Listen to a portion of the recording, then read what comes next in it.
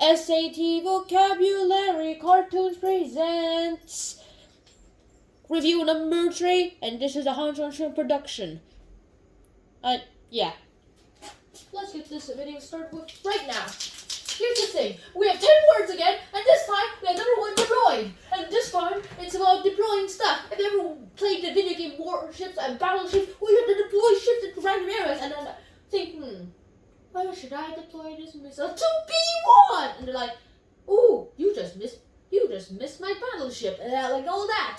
So yeah, well, this is what deploy means. Deploy means to get something here, or to put something there, to get your, let's say you deploy your toys. That means you put your toys here strategically, because of some purpose. In this case, our phrase is, Jack deployed his toys to attack his little sister Martha. In that case, Jack deployed his toys here to attack his sister. I have no idea why he'd attack his sister, but hey, toys, if you ever watched Toy Story, it'll work. 2, it's cavalier, which is an adjective and a noun. The adjective is the one we're talking about today. Cavalier, and the adjective is basically meaning carefree. Well, the noun is basically the equivalent to a cavalry, except it's more like a one person in the cavalry. So that's what a cavalier is. A cavalier cavalry. The general was really downsided because of his cavalier cavalry. Wow, that is just so messed up, man. Anyway, so afterwards, number 3, it's egg. It's a verb that basically means an egg, which is that actually basically means to nudge someone to do it. Like, you're egging someone to do it, means you're trying to get that someone to do it. Like, fight. When you're ever watching movies where they're like, fight, they shout, fight.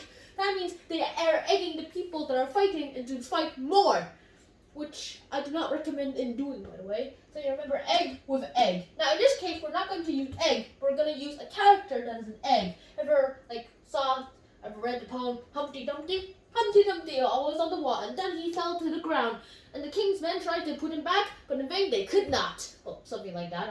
I haven't memorized the actual poem, though. So you're using Humpty Dumpty the egg. Humpty Dumpty the egg was egged to jump down the wall. Also, he knew what would happen. Number 4, it's meat, which is a verb that basically means to divide or distribute into something. Like, you're meeting the meat, means you're distributing the meat. And I like meat, so I'm not sure why I meat the meat, but I like meat, so everything's mine. Number 5, nullify. A verb that is the opposite of annullify, and it actually means to, make something off. Like, you're nullifying a person. That means you basically KO'd or knocked out the person, which is not pleasant. So, you remember nullify? Ew, fur in my mouth. Nullify with fly. Yes, it's hot. So that's how you remember nullify with fly.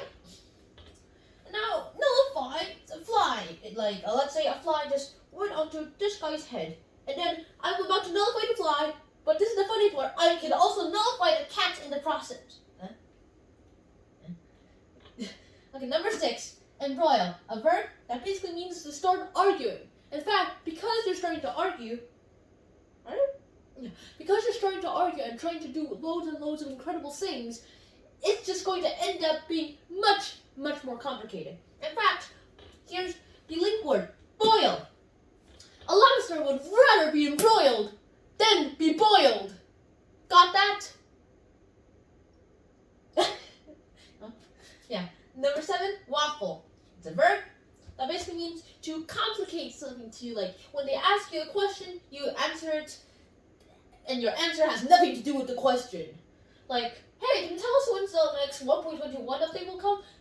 The 1.20 update has already come out, sir. What? You just waffled that question. You answered it in a waffled question. And you remember waffle with waffle. This waffle is the waffles you eat. The waffle president waffled most of the questions that were presented by the press. How intriguing, to be honest. How intriguing. Now, number 8, ascribe, which is a verb that basically means to link an origin to something, or to give a nickname because of this. And to ascribe something to something means to try, let's say you ascribe fast food to your death. That means you're blaming fast food, so you're deaf. Also, you should probably blame yourself because it was you who chose to eat fast food. And so remember, ascribe with tribe. The tribe ascribed the nickname Long Noses to the new white men. Well, here's how it works. Imagine some Indians spying on some Americans who are hunting Indians, and they call them Long Noses because they literally have Pinocchio noses. Number 9, enhance. Now, this is what we're trying to do nowadays. In fact, we're trying to enhance our new technology. Elon Musk is trying to use Neuralink. In the movies, people would accidentally enhance themselves with either radiation, like the Fantastic Four, or the Amazing Spider-Man, or Superman, although he's not actually a human. Do you remember enhance with dance? Now, here's how you remember it.